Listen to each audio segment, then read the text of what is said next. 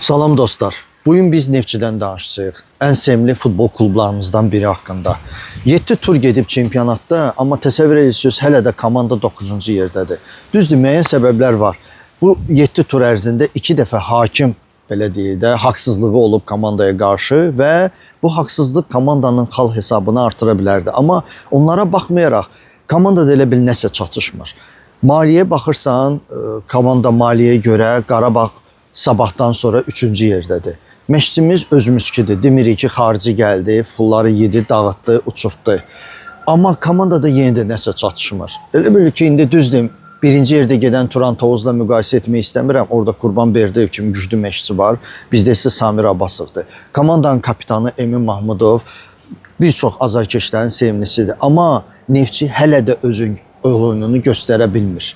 Neftçidən biz qələbə gözləyirik. Neftçidən mübarizə gözləyirik. Görək nə olur.